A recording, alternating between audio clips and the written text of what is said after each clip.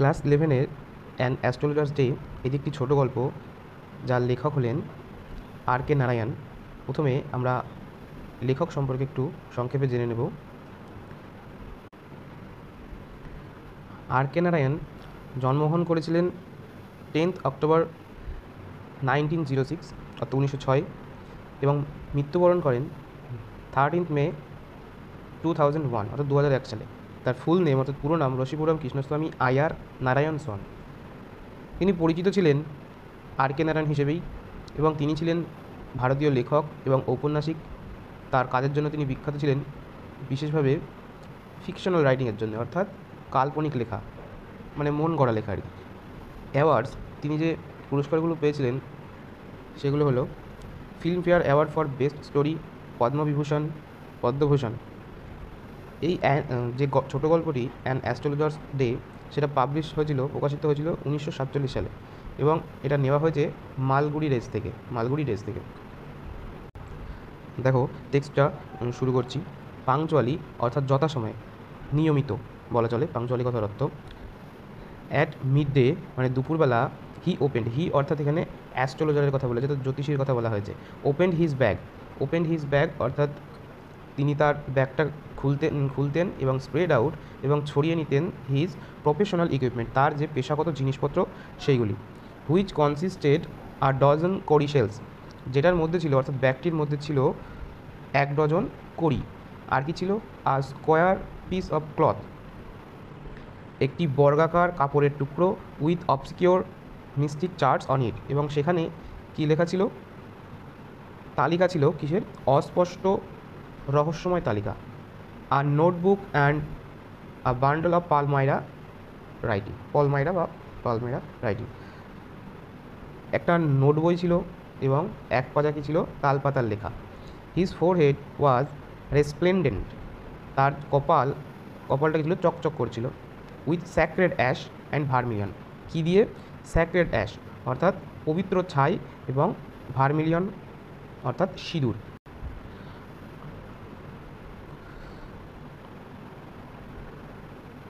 And his eyes sparkled with a sharp abnormal gleam, which was really an outcome of a continual searching look for customers. অর্থাৎ তার যে চোখগুলো ছিল সেই চোখগুলো একটি অস্বাভাবিক দ্যুতিতে চকচক করছিল। অস্বাভাবিক দ্যুতি অর্থাৎ তীক্ষ্ণ, অ্যাবনর্মাল গ্লিম, অস্বাভাবিক দ্যুতিতে চকচক করছিল, যেটা আসলে কী ছিল? যেটা আসলে ছিল ফলাফল। কিসের ফলাফল? A continual searching look for customers, খদ্দের আর কি খোঁজার ফলাফল আর কি। যেহেতু তিনি খরিদ্দার অনুসন্ধান করেছিলেন সেই কারণে। But which his simple clients took to be a prophetic light and felt comforted. তাহলে কিন্তু সাধারণ যে খদ্দেররা তারা সেটাকে কী হিসাবে দেখতো? ঈশ্বর প্রদত্ত কোনো আলো হিসেবে দেখতো এবং নিজেরা কী করতো? সন্তুষ্ট হতো।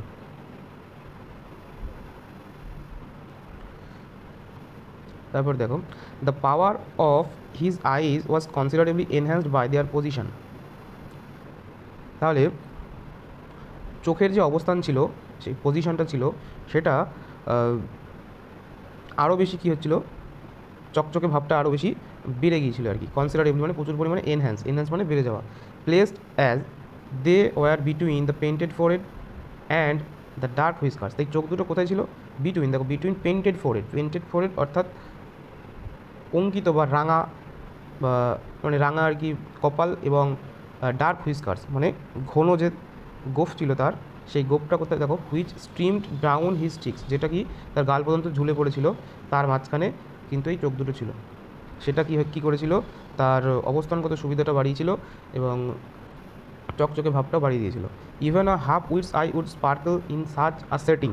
ঠিক আছে, এতে বোকাশোকা যেসব লোক থাকে, হাফ উইটস মানে হচ্ছে যারা জ্ঞানী, এখানে হাফ উইটস বলেছে, অর্থাৎ যারা বোকা আর কি, তাদেরকে বলা হয় এটা। তাহলে বোকাশোকা লোকদের কী হতো? চোখ ধা দিয়ে যেত। ঠিক আছে, to crown the effect he wound a saffron coloured turban around his head. ঠিক আছে, তিনি কী করতেন?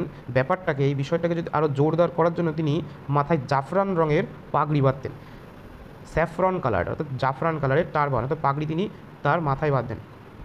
This colour scheme never failed, এই যে রং এই রঙটা কখনোই কি ব্যর্থ হয় না। People were attracted to him as bees are attracted to cosmos or dahlia stalks. অর্থাৎ কসমোস বা ডালিয়া ফুলের উপরে যেমন মৌমাছিরা লেগে থাকে বা আকর্ষিত হয়, ঠিক সেইভাবেই লোকজনেরা তার দিকে আকর্ষিত হতো। He sat under the boughs of a spreading tamarind tree. Boughs কথার অর্থ হচ্ছে ডাল, বাবস মানে হচ্ছে ডাল, স্প্রেডিং ছড়ানো, ট্যামারিন ট্রি অর্থাৎ তেঁতুল গাছ, তেঁতুল গাছের নিচে সে কিন্তু বসতো। Which flank up path running through the town hall park. ঠিক আছে, টাউন হল পার্কের মধ্যে দিয়ে যে রাস্তাটা গেছে সেখানে কিন্তু এই তেঁতুল গাছটা ছিল, সেই গাছের তলায় কিন্তু তিনি বসতেন। ফ্ল্যাঙ্ক আ পাথ বলতে ফ্ল্যাঙ্ক অর্থাৎ পার্শ্ববর্তী, মানে পাশে একটা পাথ ছিল যেটা ওই টাউন হলের দিকে আর কি। It was a remarkable place in many ways. এটা বিভিন্নভাবে বলতে গেলে এটা একটা রিমার্কেবল প্লেস ছিল, অর্থাৎ রিমার্কেবল প্লেস মানে একটি লক্ষণীয় স্থান, লক্ষণীয় স্থান। আর surging crowd was always moving up. Surging অর্থাৎ ঢেউয়ের মতো বয়ে আসা, ক্রাউড, ক্রাউড অর্থাৎ ভিড়, was always moving up, up and down. তাহলে এই ভিড়টা কী করতো, আসা যাওয়া করতো। This narrow road morning till night. এই সংকীর্ণ পথ দিয়ে, ন্যারো কথার অর্থ হচ্ছে সংকীর্ণ, রোড পথ দিয়ে, মর্নিং টিল নাইট সকাল থেকে রাত পর্যন্ত। A variety of trades and occupations was represented all along its way. নানান ধরনের ব্যবসা এবং পেশাগত লোকজনরা এখানে থাকতো এবং নিজেদের কাজকর্ম করতো। দেখো কী কী দোকানদাররা ছিল বা কী কী বিক্রি হতো এখানে। মেডিসিন সেলার্স অর্থাৎ ওষুধ বিক্রেতা ছিল। Sellers of stolen hardware and junk, চুরি করা হার্ডওয়্যার এবং ফেলে দেওয়া কোনো জিনিসপত্রের বিক্রেতা। আর ম্যাজিশিয়ানস জাদুকররা ছিল, অ্যান্ড এবাভ অল এবং অন্যান্যরা ছিল, and auctioneer of cheap cloth. Cheap cloth অর্থাৎ সস্তায় যে পোশাকগুলো পাওয়া যায় সেই সব সস্তা পোশাকের বিক্রেতা। Who created enough din all day to attract the whole town. তাহলে কী করতো, সে একটা লোকজনকে আকৃষ্ট করার জন্য তিনি কী করতেন, চিৎকার চেঁচামেচি করতেন আর কি। Next to him in vociferousness came a vendor of fried ground nuts. অর্থাৎ তারপরেই একজন উচ্চস্বরে চিৎকার করে কী করতেন, ফ্রাইড গ্রাউন্ড নাটস বিক্রি করতেন, অর্থাৎ ভাজা বাদাম। ফ্রাইড অর্থাৎ ভাজা, গ্রাউন্ড নাট অর্থাৎ বাদাম। Who gave his ware a fancy name each day. তিনি প্রতিদিন, ওই বাদাম বিক্রেতা প্রতিদিন মজার মজার নাম দিত তার জিনিসকে। ঠিক আছে, একদিন কি বলতেন, কলিং ইট বোম্বে আইসক্রিম ওয়ান ডে। একদিন সে সেই বাদাম ভাজাকে বলতো Bombay ice cream. And on the next Delhi almond, এবং বলতো দিল্লির বাদাম। অ্যান্ড অন দ্য থার্ড, এবং তৃতীয় দিনে বলতো রাজাস ডেলিকেসি, অর্থাৎ রাজার পছন্দের খাবার। অ্যান্ড সো অন, এবং আরও ইত্যাদি, অ্যান্ড সো ফর্থ এবং প্রভৃতি। And people flock to him, এবং লোকজনেরা ঝাঁকে ঝাঁকে তার কাছে আসতো। A considerable portion of this crowd dallied before the astrologers too. তাহলে প্রচুর পরিমাণে ওই ভিড়ের লোকজনেরাও, ওই ভিড়ের মধ্যে থেকে কিছু অংশের লোকজন কী করতো, এই জ্যোতিষীর কাছেও কিন্তু আসতো। The astrologer transacted his business by the light of a flare which crackled and smoke up above the groundnut heap nearby. বাদামের যে দোকানটা ছিল, গ্রাউন্ডনাট হিপ, এর ফাঁক দিয়ে ধোঁয়া পেরিয়ে, দেখো স্মোকড আপ, ধোঁয়া পেরিয়ে যে আলোটুকু এসে পড়তো তাতেই কিন্তু তার ব্যবসাটা অ্যাস্ট্রোলজার চালিয়ে নিত। ট্রান্স্যাক্টেড মানে লেনদেনটা চালিয়ে নিত, his business by light of the flare which crackle and smoked up above the groundnut heap nearby. অর্থাৎ বাদামের যে দোকান, সে তার ফাঁক দিয়ে যে ধোঁয়া পেরিয়ে যে আলোটুকু এসে পড়তো তাতেই তিনি তার ব্যবসাটা চালিয়ে নিতেন। Half the enchantment of the place was due to the fact that it did not have the benefit of municipal lighting. এই জায়গাটা আকর্ষণের একটা কারণ ছিল, তো অন্যতম একটা কারণ ছিল যে এখানে শহর কর্তৃপক্ষের বা মিউনিসিপ্যাল লাইটিং বা শহর কর্তৃপক্ষের কাছ থেকে কোনো আলো, এখানে কিন্তু আলোর ব্যবস্থা ছিল না আর কি তাদের কাছ থেকে। The place was lit up by shops light. তাহলে এখানে দোকানের যে আলো, সেই আলোতেই কিন্তু এলাকাটা আলোকিত হতো। 1 or 2 had hissing gaslights, some had naked flares stuck on poles. Hissing gas light বলতে বোঝাচ্ছে যে হিস করা কোনো গ্যাসের শব্দ, গ্যাস লাইটের শব্দ। সাম হ্যাড ন্যাকেড ফ্লেয়ার, অর্থাৎ কারো কারো ছিল খুঁটির সাথে বাঁধা মশাল, flare stuck on poles. Some were lit up by old cycle lamps and lamps, এবং থাক some were lit up by old cycle lamps, কারোর পুরনো সাইকেল বাতি, অ্যান্ড ওয়ান অর টু, এবং একজন অথবা দুজনের লাইক দ্য অ্যাস্ট্রোলজার্স, এবং অ্যাস্ট্রোলজারের মতোই, মানে অ্যাস্ট্রোলজারের নিজস্ব কোনো আলো ছিল না, তাই বলছে যে জ্যোতিষীর মতোই managed without lights of their own, তাদের নিজস্ব কোনো আলো ছাড়াই তারা কী করতো, ম্যানেজ করে নিত, অর্থাৎ ব্যবস্থা করে নিত। It was bewildering crisscross of light rays and moving shadows. তাহলে এই জায়গাটা কি কেমন ছিল, লোকজনের আনাগোনাটা বা লাইটের আসা যাওয়াটা এমন ছিল যে মনে হতো মানে ধাঁধা লেগে যেত চোখে আর কি, এরকম। This suited the astrologer very well, যেটা এই জ্যোতিষীর পক্ষে খুবই কী ছিল, উপযুক্ত। For the simple reason that, সাধারণ একটা কারণ ছিল যে he had not in the least intended to be an astrologer when he began life, তার কোনো ইচ্ছাই ছিল না প্রথমে জীবনের শুরুতে যে তিনি অ্যাস্ট্রোলজার হবেন বা জ্যোতিষী হবেন। And he knew no more of what was going to happen to others than he knew what was going to happen to himself next minute.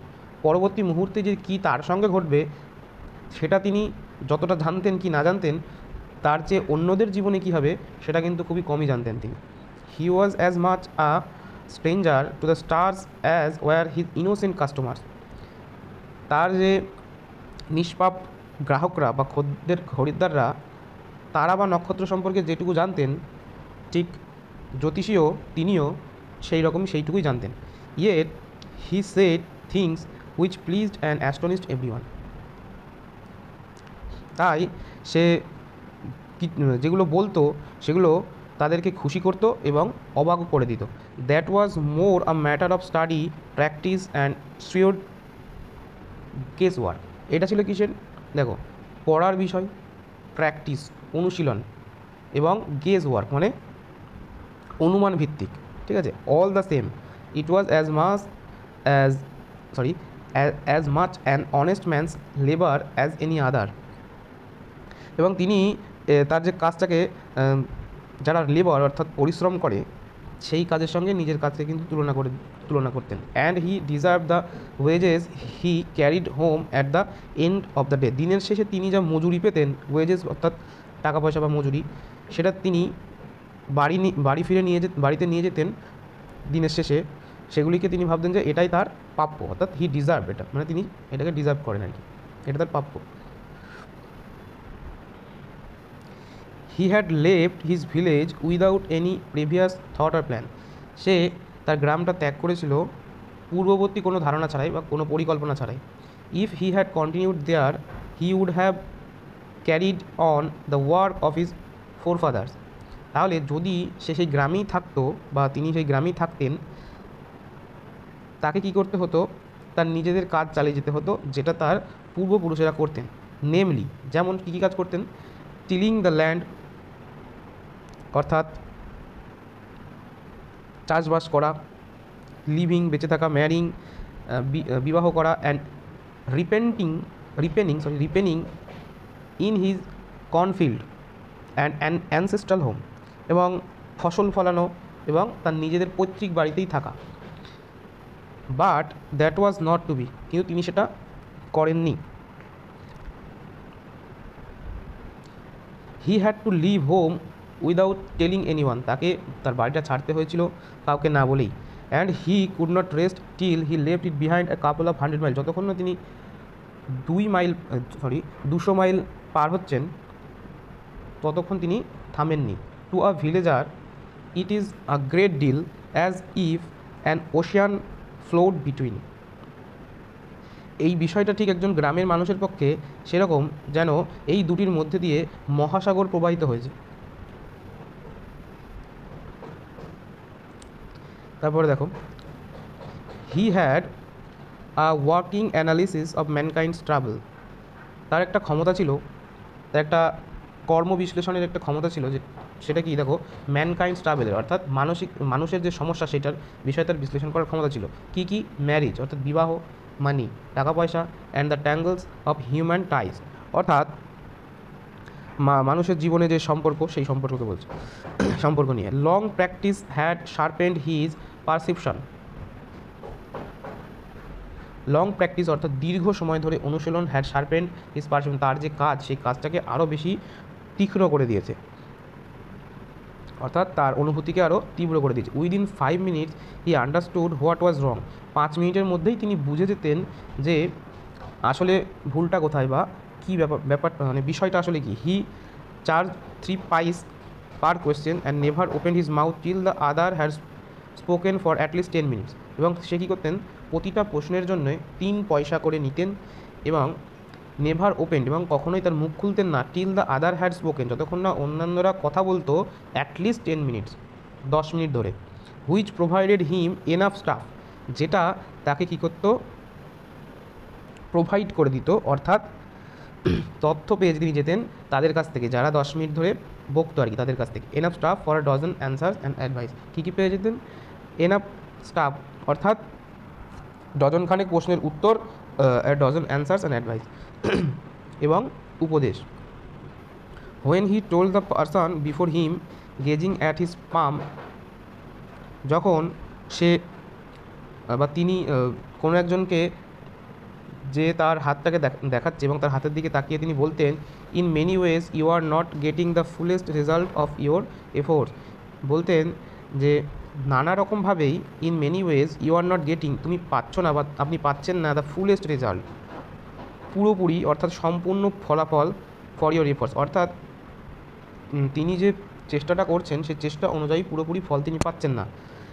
9 out of 10 were disposed to agree with him, 10 জনের মধ্যে 9 জনই কিন্তু মানে তার সঙ্গে হয়ে যেত, সঙ্গে বলতে অর্থাৎ তা মেনে নিতেন আর কি, 10 থেকে 9 জনই তার কথাটা মেনে নিতেন। অর হি কোয়েশ্চেন, অথবা তিনি কোয়েশ্চেন করতেন, is there any woman in your family maybe even a distant relative, বহু দূরে কোনো আত্মীয়, কোনো মহিলা কি আপনার পরিবারে আছে, অর্থাৎ আপনার পরিবারের কোনো মহিলা অথবা দূরের কোনো মহিলা, who is not well dispose towards you, যে আপনার সঙ্গে ঠিকঠাক ভালো ব্যবহার করেন না। Or he gave an analysis of character, এবং তিনি চরিত্রের কিন্তু ব্যাখ্যা করে বলতেন, most of your troubles are due to your nature, বেশিরভাগ যে সমস্যা সেটা আপনার প্রকৃতির জন্য। How can you be otherwise with Saturn where he is, অর্থাৎ আপনি যে অবস্থায় আছেন শনির সাথে অন্যতা হওয়ার জো নেই, অর্থাৎ শনির দশায় তিনি রয়েছেন। You have an impetuous nature and a rough exterior, অর্থাৎ আপনার মধ্যে একটা প্ররোচনা বা উদ্বেগকারী ভাব এবং উগ্র ভাব আছে। উগ্র ভাব, রাফ এক্সটেরিয়র অর্থাৎ উগ্র ভাব, ইম্পিটিয়াস নেচার অর্থাৎ উদ্বেগকারী মনোভাব। This endeared him to their hearts immediately, for even the midst of us loves to think that he has a forbidding exterior, অর্থাৎ এটার মানে হলো এর ফলে তিনি খুব সহজেই তাদের মন জয় করে নিতেন। Endeared him to their hearts immediately, খুব সহজেই তার মন জয় করে নিতেন। এবং কারণ আমাদের মধ্যে সবচেয়ে নরম স্বভাবের মানুষটাও ভাবতে ভালোবাসে যে তার চেহারায় একটা উগ্র ভাব আছে, সেটা কিন্তু আমাদের অনেকেই মনে করে থাকেন।